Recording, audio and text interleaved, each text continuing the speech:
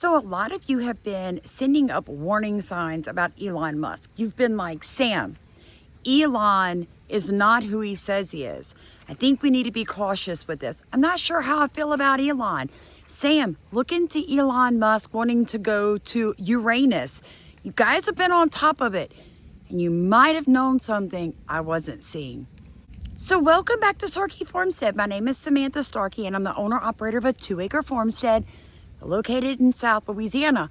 It is true, Elon Musk did essentially call probably a little over half of MAGA and Republican voters fools.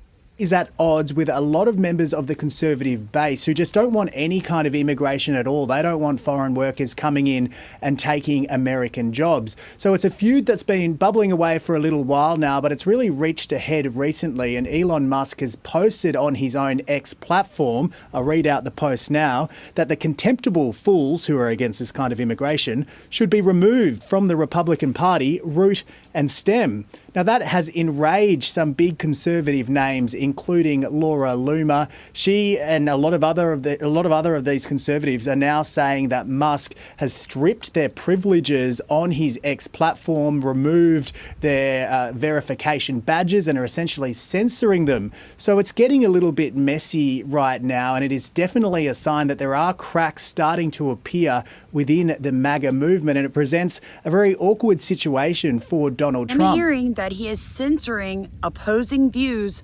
on his social media platform, X. Now, I have a problem with that, you guys, because that's exactly what YouTube has done for years against conservative voices.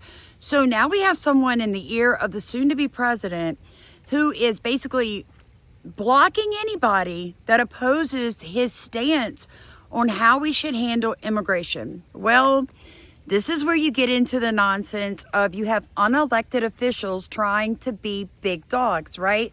Whether or not you like Elon or anything else, we didn't vote him as president. So I really hope somebody close to Donald Trump takes that to heart, because we, the American people, have spoken. We would like illegal aliens removed from our country. We want them expedited, especially anybody that has broken any form of law, arrested for anything from misdemeanor up. We want people that came here for economic hardships removed and going back to their country. Now, we don't have a problem with skilled labor. Who has a problem with doctors from India coming here and working and paying taxes in the United States? Nobody. Who has a problem with somebody with an engineering degree from Madagascar coming to the U.S. and working for Elon Musk? Literally nobody. Yet, if you listen to how the world perceives Republicans, they'll tell you that most MAGA people are against any form of immigration. Well, that's nonsense. I don't know anyone that just wants to lock down all the borders and say no immigrants ever. Like, nobody I know is that extreme. I'm sure there are a few out there, you guys, right? But no one that I know, and probably no one that you know, is really that extreme. We just want people to come here the correct way. We don't want them coming here just seeking out medical attention, just seeking out food stamps.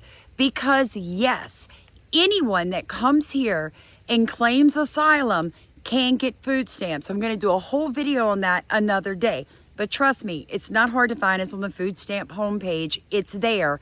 It's real. Now, moving on. What made me do this video was, we all remember when the current sitting president said this. We immediately surged to the border. All those people are seeking asylum. They deserve to be heard. That's who we are. We're a nation that says if you want to flee and you're fleeing oppression, you should come. He basically said, come on in. Come on. Flood the border. And they did.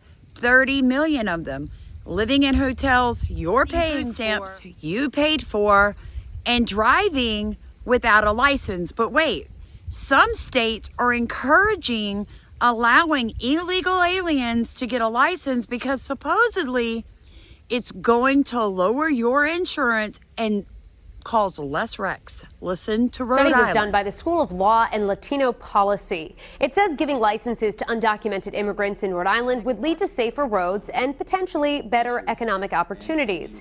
The study's authors found states that provide driver's licenses to undocumented immigrants don't see a massive influx of them, but those states do have fewer traffic fatality rates on average, and auto insurance costs are lower. They want us to give illegal aliens driver's license. Why are people not understanding that we don't know who they are, and how can they have identification to get a license if we don't know who they are? And as soon as you sign up for a license, they send you a voter registration card regardless of what state you are in. So you end up on the voter rolls to vote, because now you have a legal license. So there's that point.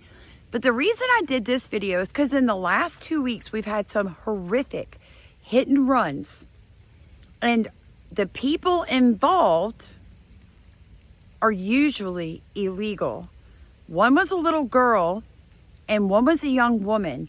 But when I started doing some research for this video, I started finding these one after another over the last several years of hit and runs, hit and run, hit and run, DUI, death, hit and run, hit and run, hit and run. All illegal aliens, folks.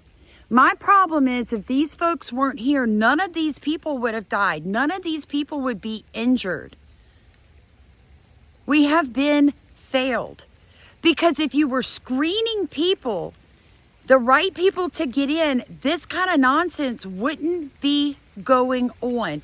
Watch what happened to this young woman in Colorado. Now, a lot of people are saying the young man that hit her was not an illegal alien. Supposedly he was born and raised in California.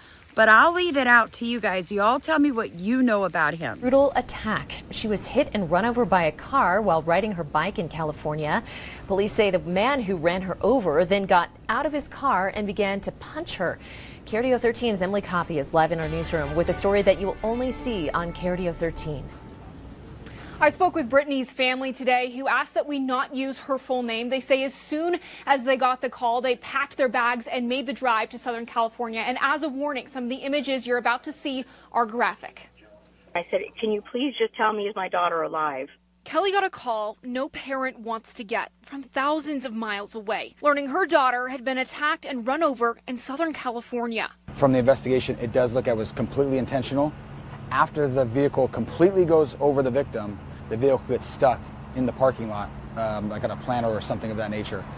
The suspect then returns and physically assaults the female victim, who's down on the ground. The Garden Grove Police Department in California have arrested this man, Duan Duong, in connection with what they call an intentional attack. Duong is now in custody under an attempted murder charge, among other charges, for what he did to Brittany. It was anger. Mostly anger that somebody could do something so horrific to somebody. Brittany has a fractured eye socket and her pelvis is fractured in multiple places.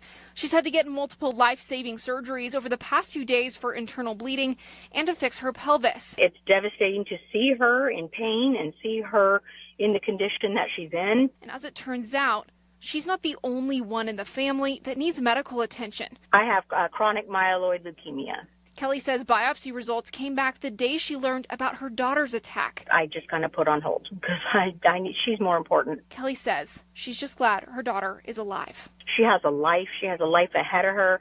She graduated from college. She's an amazing young woman. Talked about the bravery of that little girl on the street who survived being hit by a hit-and-run driver. Incident caught on camera that sparked public outrage. A 12-year-old girl walking to school on December 10th was struck by the driver of a black Buick Enclave who backed up and simply drove off. We have a strong appetite for immediate justice. And so did I, as I watched that video and I heard that young lady scream. On Thursday, Plano police arrested 49-year-old Zulma Beltran from Richardson for the crime. She's been in the country since 2010 because she was arrested before on 3 separate charges, and her husband too, who goes by the last name of Mora. So both of those could be completely be citizens of the United States. Or they could be not. I'm just saying, you guys. I don't know for sure, but it does fit a trend, a very troubling trend we're seeing in this country. We're allowing in people who don't follow the laws to begin with. They broke into the country, and you're expecting them to get behind the wheel of vehicles and just follow laws, right? Because that's what they did in their country, and that's what they did to get in our country. Makes a lot of sense, doesn't it? When you really just break it down. But I pray for both of those young women that everything's going to be okay with them and that this will stop. This will stop. Here comes the rain. It's been storming in Louisiana all day. It's why I didn't go live. Please make sure you like, comment, and subscribe for more truthful, amazing videos like this. Love you guys.